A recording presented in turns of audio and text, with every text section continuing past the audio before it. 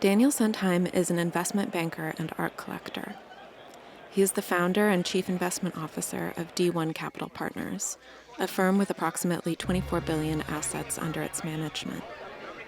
His personal net worth is estimated to be $2.9 billion. Sundheim is a trustee of the Museum of Modern Art. Sundheim is also a practitioner of buying art on margin. It works like this. Sundheim uses his art collection as collateral for a loan. He then takes money from that loan and uses it to buy more art. Then Sundheim adds this new art to the collateral pool, enabling him to get a bigger loan. He uses this bigger loan to buy more art, which he adds to the collateral pool. Again, this enables him to get a bigger loan and buy more art, which he also adds to the collateral pool. Between 2013 and 2019, Daniel Sundheim filed 12 loan documents with the New York Secretary of State. These documents include lists of collateralized artworks from Sundheim's collection, providing a window into his spending habits. In January 2013, Daniel Sundheim took out an art-backed loan with JPMorgan Chase. The loan, for an unknown amount, was secured with an asset pool of 14 artworks. The art collateral included a 1981 Basquiat, a 2007 Mark Grotchen, a 2011 Andreas Gursky, a 1967 An Kawara, a 1993 Richard Prince, a 2004 Gerhard Richter, a 1995 Ryman and a 1963 Ryman, a 2002 Ed Ruscha, a 1978 Cindy Sherman, a 2002 Rudolf Stingel, a 1991 Sugimoto, and 2 Christopher Wool paintings from 2004 and 2005.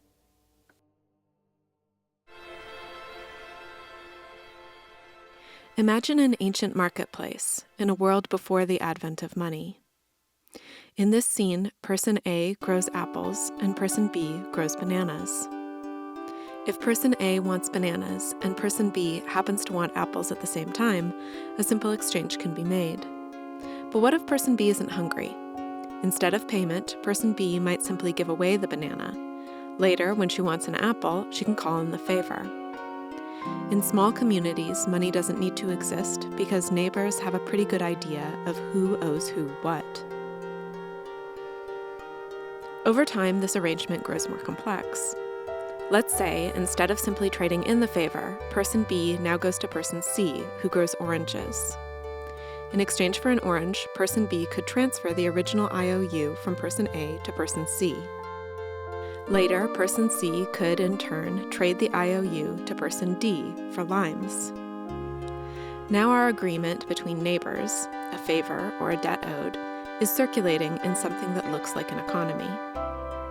Of course, the entire system hinges on our collective belief that person A is good for it, but as long as we believe, the debt can circulate forever. In the debt theory of money, money didn't originate as gold or silver or seashells. It isn't a substance. Money is a promise, an IOU, a lack, a debt owed but never repaid.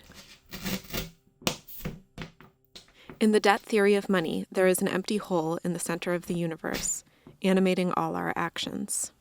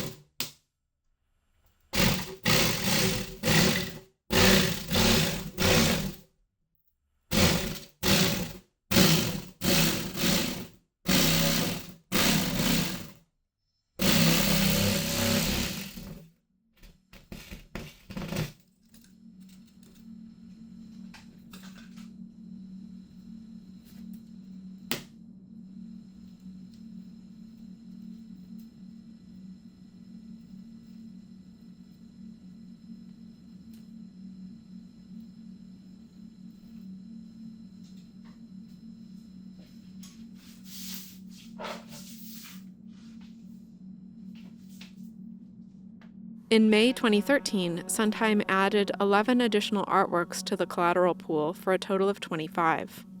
Many of his new acquisitions doubled down on artists he already owned.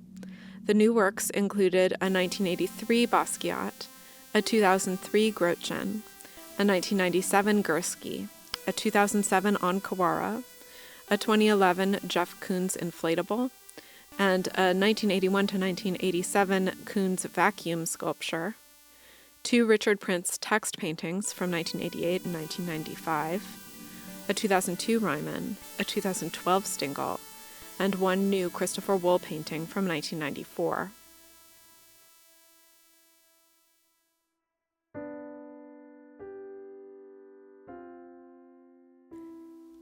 In the last couple years, I've lost 2 art world friends. It's hard to navigate the end of a platonic friendship. There's no script like the ones we have for romantic breakups, with tears and ice cream.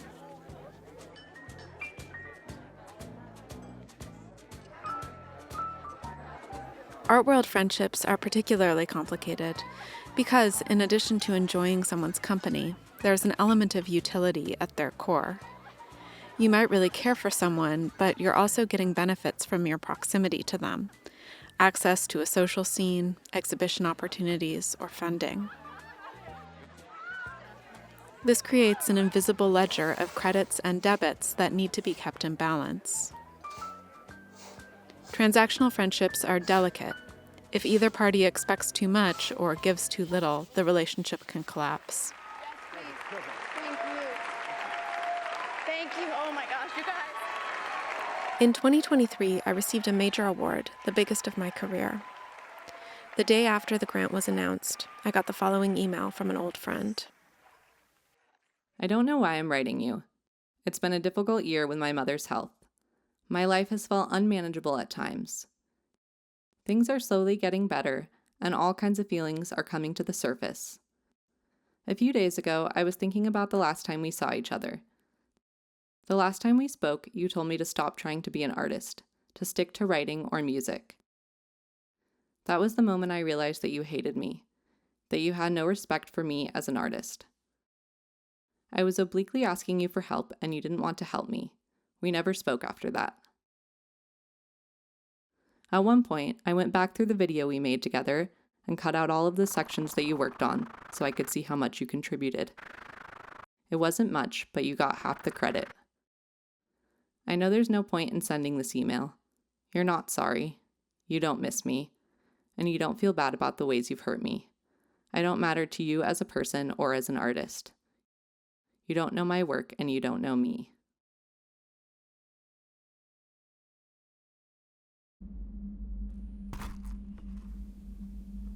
In March 2014, Sundheim filed again, this time with 21 artworks in the collateral pool. No new artworks were listed, but several were removed. The 1981 Basquiat, the 2002 Ruchet, and the 2004 Wool were gone. In November 2014, Sundheim filed again, this time with 10 artworks in the collateral pool. The 2001 Gursky was removed. Both Onkawaras were gone. The 1993 and the 1988 Richard Prince works were removed, along with all 3 Rymans, the Sherman, both Stingels, and the Sugimoto. 2 new works appeared, a 1957 Cy Twombly and a 1986 Warhol.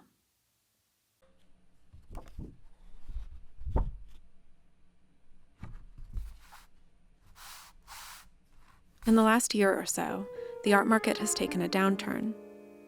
In 2023, sales at the major auction houses dropped 27%. This year, sales in post-war and contemporary are down 48% from the year before.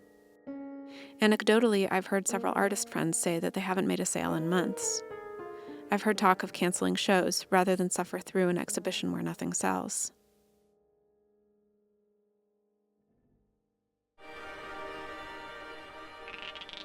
After the 2008 housing crash, the Fed lowered interest rates to 0% in order to spur economic growth.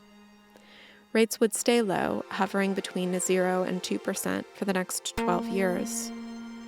These low rates incentivized certain kinds of speculative investment activity because if you can get a loan at a very low interest rate, then use that money to buy something that appreciates at a higher rate, money is essentially free. This kind of investment activity made its way into the art world, where collectors like Daniel Sundheim took out low interest rate loans to acquire art. And when the art itself functions as collateral for the loan, it creates a self-reinforcing cycle. As the acquisition appreciates, so does the loan collateral, enabling greater leverage, which feeds back into higher asset prices. All this circular logic creates bubbles, in which an artwork might suddenly get bid up at auction, the price of a painting fetching hundreds of thousands of dollars, and then come crashing back down to earth. In January 2016, Sundheim filed a loan document with Sotheby's, with 7 artworks listed as collateral. These included a 2010 Taube Auerbach, a 1989 Richard Prince, a 1990 Charaga, the 1986 Warhol and the 1983 Basquiat seen in previous filings, a 2004 Cy Twombly, and a 1990 Christopher Wool.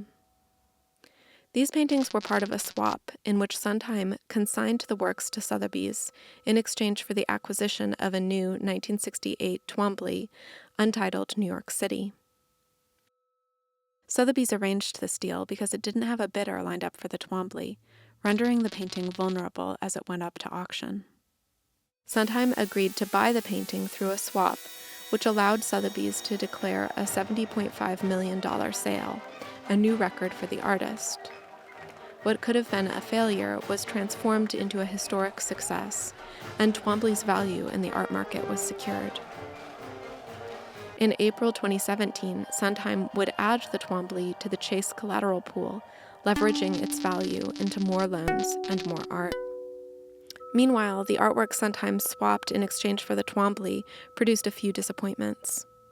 The Auerbach failed to sell for its agreed-upon minimum price, and the Basquiat sold for only $6.6 million, a loss of $762,000.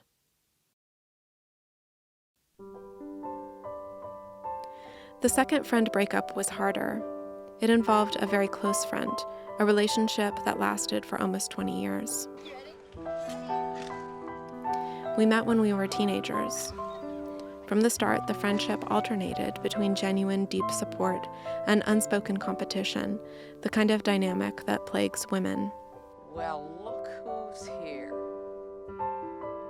We also made art together, which made everything worse because it added a layer of professional rivalry. Who's winning? I am. By quite a bit.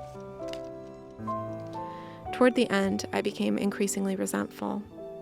My friend was able to parlay our mutual project into a prestigious teaching job, and I wasn't.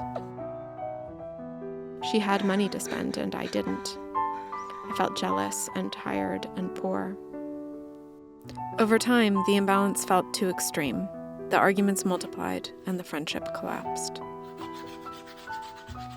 Sometimes when I'm lonely or sad or bored, I look at her Instagram. She's getting married to someone I've never met and living a life I barely recognize.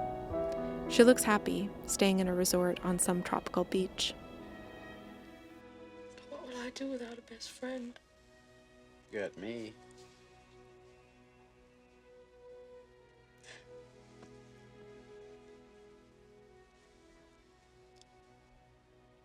It's not the same.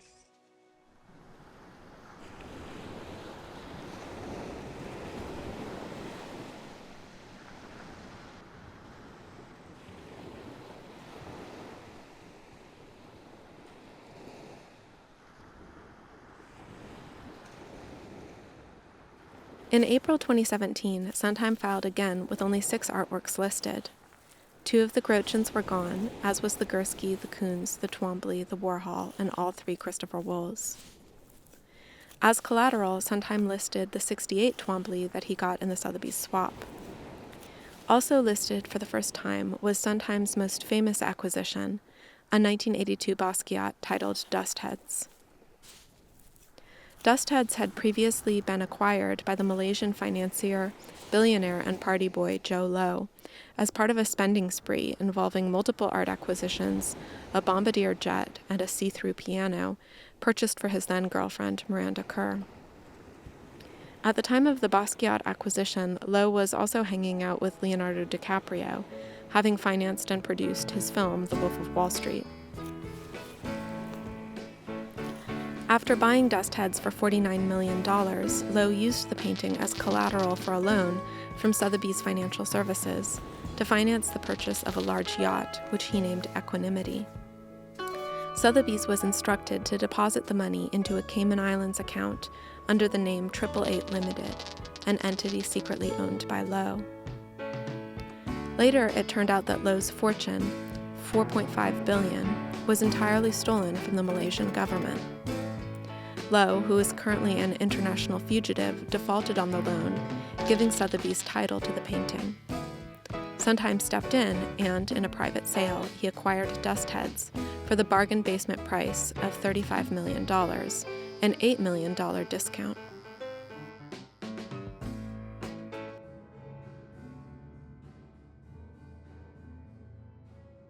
Sundheim's last filing occurred in April 2019. He listed 29 artworks as collateral, including 5 Mark Groetchens, 2 Wade Gaetans, a Damien Hirst, a Sherman, a Koons, a Stingel, and 2 Warhols. Sundheim's loan filings are reflective of a certain art historical moment, an era of speculation fueled by low interest rates and leverage. The time period in which Sundheim was rapidly building his art collection coincides with a brief trend in the art world that was sometimes derisively called zombie formalism. Artists like Taube Auerbach and Wade Gaetan were making paintings that were being aggressively bought up at auction, creating asset bubbles. The art being collected was mostly process-based abstraction. Abstract art isn't supposed to depict anything other than itself. Its subject, if it can be said to have one, is its own material properties, shapes, colors, lines. But if you stare for too long at the bars, loops, and scratches that populate Sundheim's art collection, they can start to resemble the projections of financial analysts or the grid of an accountant's ledger. When paintings are used as collateral for loans, they are transformed from marks on a canvas into the promise of future earnings. And if those earnings fail to materialize, the party stops and everything comes crashing back down to earth. In 2022, rising inflation caused the Fed to raise interest rates for the first time in 12 years. Suddenly, the practice of buying art on margin became a lot less appealing. The cheap loans evaporated, and the art market took a nosedive. As for the artists, the value of their work, caught up in market speculation, has dropped, leaving them to pick up the pieces of their careers. No additional loan filings have been identified for Sundheim to date.